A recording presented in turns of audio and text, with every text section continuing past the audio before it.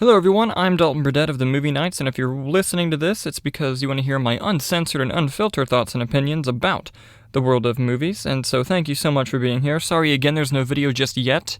As you guys know, on top of, filming on the most recent short film, I'm also in the middle of moving, so we'll probably do 2 or 3 more episodes like this, and then hopefully by then I'll have my new studio set up over there, and we'll be able to go back to video. And I'm gonna try and start even getting some special guests to come onto the show and talk about just their time in the film industry, kind of change the direction of the podcast a little bit, but we'll see. But don't worry, I'll still bring you the world of movie news, all 4 of you that care. Also, I'm recording this an hour after the episode was supposed to be posted, so it's going to be a little late. Sorry about that, folks. Just been crazy busy all week, and I have the stories pulled up, and I'm also going to be periodically checking the trades for stories, because fucking this first story we have for you dropped as soon as okay, so last week I recorded the podcast Wednesday, scheduled it for Friday, and then on Thursday the news about Benedict Cumberbatch joining SpiderMan 3 came out, and I was like, well, fuck, that would have been great to talk about. So this is a week old, but surprise, Doctor Strange is gonna be in Spider-Man 3, everybody. This is just fucking fantastic news. And obviously I'm going to lead this into more of a Spider-Verse conversation, but what we know, and this, I got the story from The Hollywood Reporter, and what we know that's confirmed about Spider-Man 3 in terms of the craziness is it has Jamie Foxx as Electro, or some form of Electro, and Benedict Cumberbatch playing Doctor Strange. Now, The Hollywood Reporter speculates that he's going to be in a mentor role. I don't know if that's necessarily true, because that part of the article seemed much so speculation and not confirmation of the source. But that's what we know. And then there's the rumors that need to be addressed. So a site that isn't all that reliable, but they're not always wrong, ran a story that Tobey Maguire and Andrew Garfield have signed deals to appear in Spider-Man 3. The MCU Spider-Man 3, I should say.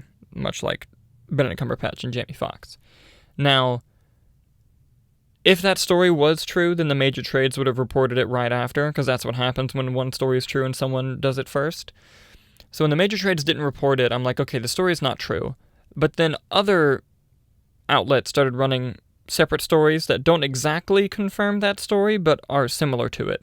It's become very clear that original site, Fandom Wire, I think it's called, they just ran it for clicks. I think that's fairly obvious, but I think that they were running it in hopes that it was true, so that if they ran it as a story and it came out, that they not only looked like they had the scoop, but also, just everyone's dream happened.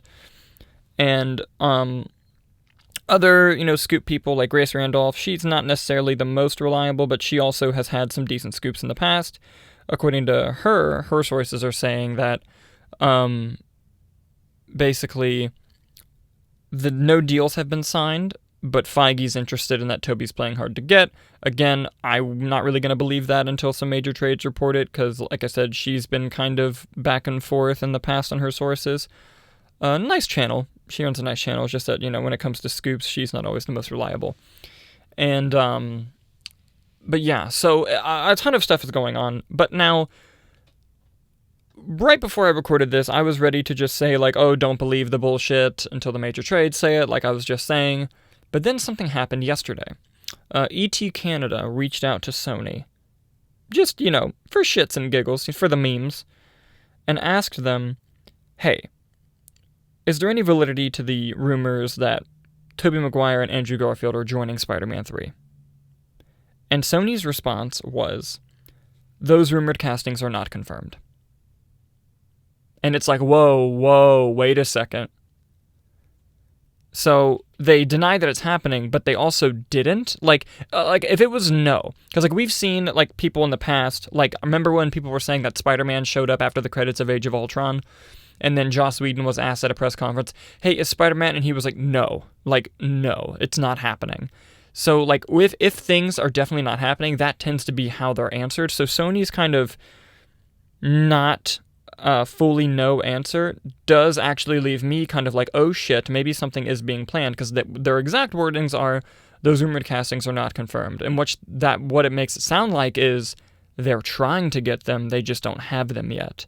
And if that's the case, then that's super fucking interesting, because naturally it would be awesome to see Toby and Andrew, although I don't know how they would fit into the entire story unless it was a cameo for this movie and then they did another movie with them later on in like this whole multiverse storyline. But and if I'm not mistaken, correct me in the comments, as of right now, with the whole pandemic shifts of all the release dates, Spider-Man 3 is set to come out before Doctor Strange 2. And if that's the case, then that's super interesting, because Sam Raimi's doing Doctor Strange 2, and, he made the Tobey trilogy, all the connections, all of them. So I'm curious about that. Let me know your guys' thoughts on this, what you think is going on, and, because I'm still not going to believe anything until the major trades reported or until it's officially said by the studios, but Sony's comment on that is what piqued my eyebrows, like, oh, maybe they're actually trying to do this, although they did confirm it's not the case right now. They also didn't flat out deny that they're trying, which I thought was interesting. So with all that, Marvel Spider-Man gloriousness out of the way, let's go ahead and move on to our next story, which I'm also taking from The Hollywood Reporter. This is just joyous great news. George Miller is returning to direct a new Mad Max movie, but it's not just any Mad Max movie. He is going to make a Furiosa movie, but not just any Furiosa movie either. It is a prequel about the story of Furiosa, and unfortunately, Charlize Theron will not be returning. However, they're getting Anya Taylor-Joy to play Furiosa, and this was rumored a while ago in the past, but it is now officially confirmed that that's going to be happening. And The Hollywood Reporter points out that the movie is not officially greenlit, but they are starting work, so they're expecting to be greenlit any day now.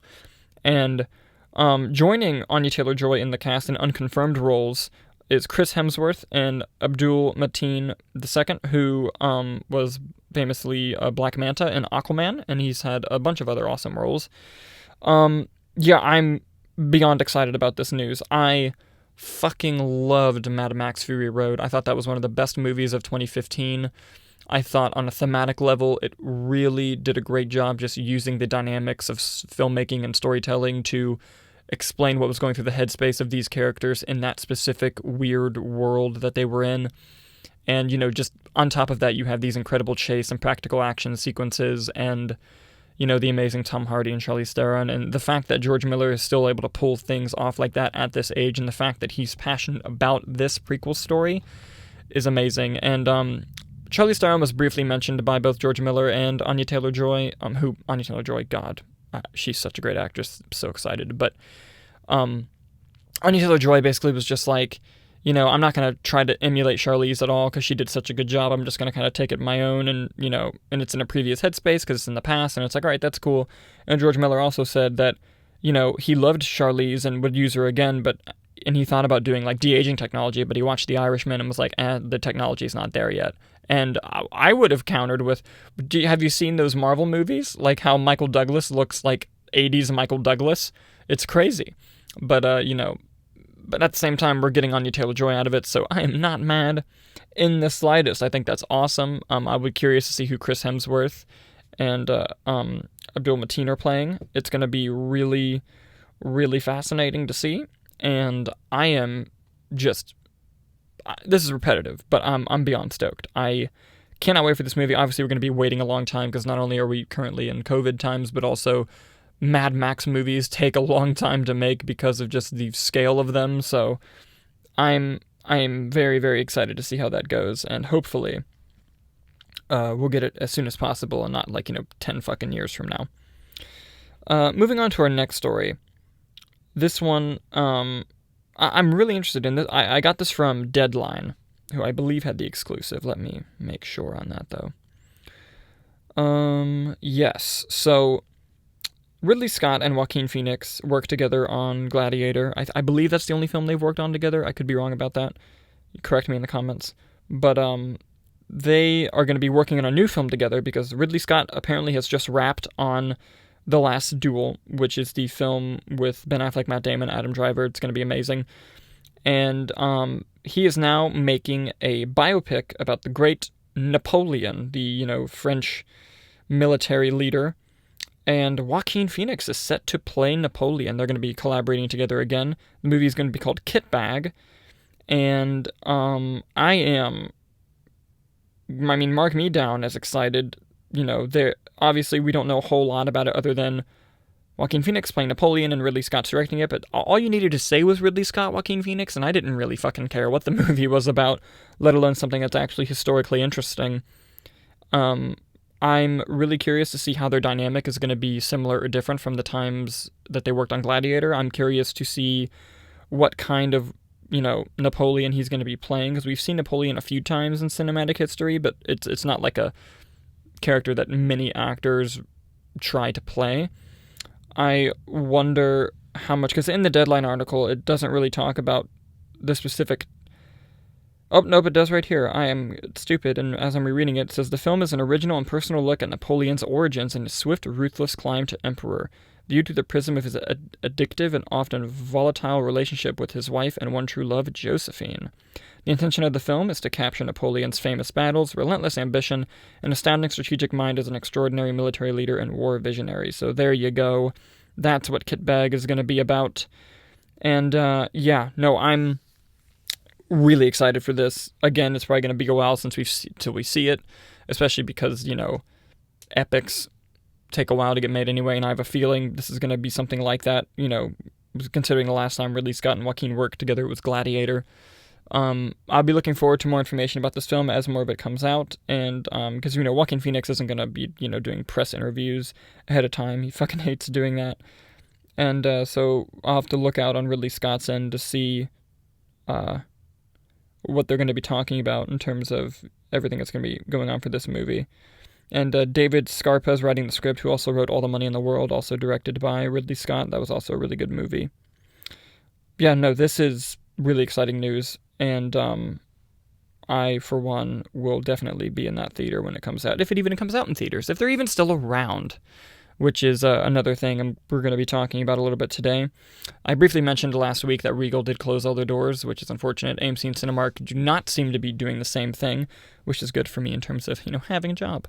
But also, with that being said, theaters are in trouble because movies keep moving. Soul is now going to Disney+, which was originally scheduled to come out in November.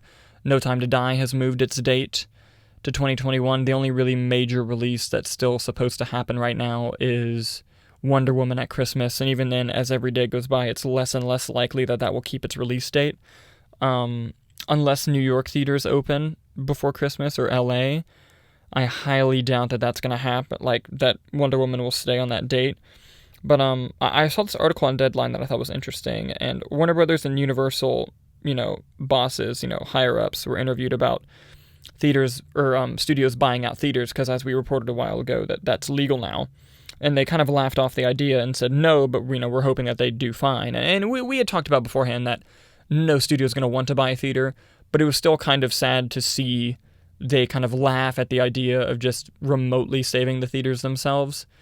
Because what I thought was going to happen going into this pandemic is I really thought that studios were going to rally behind theaters and help them be saved and, do all that. But really, they're all kind of assuming about the streaming game right now, which is the big story at the end, which I'm going to save.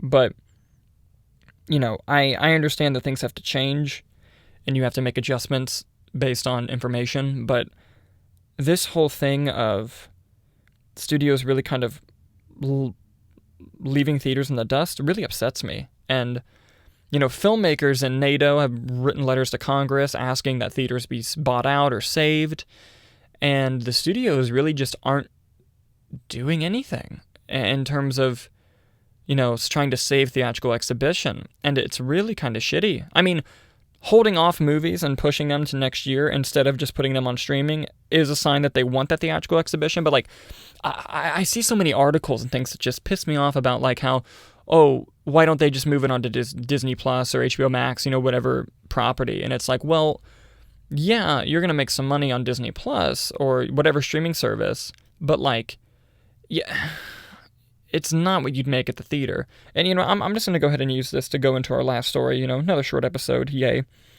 I'm pulling this from Variety, but Dan Loeb, who is one of the top investors at Disney, in a recent conference call, is trying to encourage CEO Bob Chapek to put Black Widow on Disney Plus and just major tentpole movies on Disney Plus. And that's because, and this is reported by all the major trades, Disney Plus is now the number one entertainment priority for Disney. Sorry, kind of wrapping two stories into one here.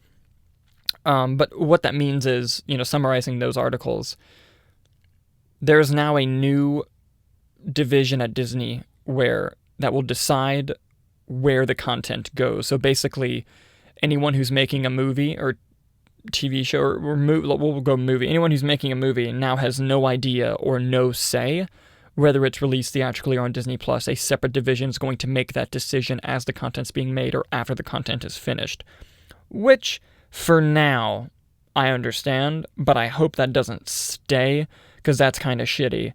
Not telling filmmakers or producers where their stuff is going ahead of time. But with that Disney Plus shift in priority, this investor is now like, all right, well, if we're going to make it our priority, then let's make a statement and put Black Widow on there and put these tentpole movies on there. And, what's this fucking dumb quote that he had? He said, he compares it to Netflix and how they have this, I'm quoting, Netflix has this immense subscriber base that allows it to invest in an enormous amount of content. Yeah, but motherfucker, what you don't realize is that Netflix is also like billions of dollars in debt, you dumb fuck. God, this guy pisses me off. But he goes on to say, my understanding is that old line executives don't want to go over the top with their big tentpole movies, which is why they announced they're pushing Black Widow and other movies to 2021. I don't think they appreciate... This is the fucking dumb quote he had. I don't think they appreciate the tiger that they have by the tail. He fucking thinks he's poetic, which is to say the value that can drive moving into a subscription model, which has been adopted by everyone from Microsoft to Amazon. It's so value accretive. It's like, look, bro, I assume that this guy has kids and that he's fucking sick of them being in the house and wants them to be distracted by Disney Plus, but that doesn't mean you fucking fuck over all the money you could be making in theatrical distribution, and fuck all these people who are saying, like, oh, but theaters keep half the money. No, they fucking don't. They keep about a third. They roughly keep about a third of the profits. Okay, and what makes me mad is right now it's looking like all of these studios are in favor of just not sharing the money, even if it makes them more money, which is fucking ridiculous. Because, like, if I sold flowers, for a living, and I was doing it on my own, let's call it streaming, and I was making $100 per flower, that's pretty fucking good. But then this other company came along, we'll call them theaters, and they said, hey, we have like a much wider worldwide audience for your flowers, and we'll like sell your flowers at our exhibitions, but we want to keep like 30% when it's all said and done. I could see you being apprehensive, but if you're making $100 per flower on your own, and then you put it in theaters, and it made $900, and you had to give a third to the theater, guess what? You're still making a whole lot more than you would be on your own thing. So even though you're sharing the profit, you're still making more money. So what the fuck is going through this investor's mind? This is fucking unbelievable. 2020 will do it to you. Jesus Christ.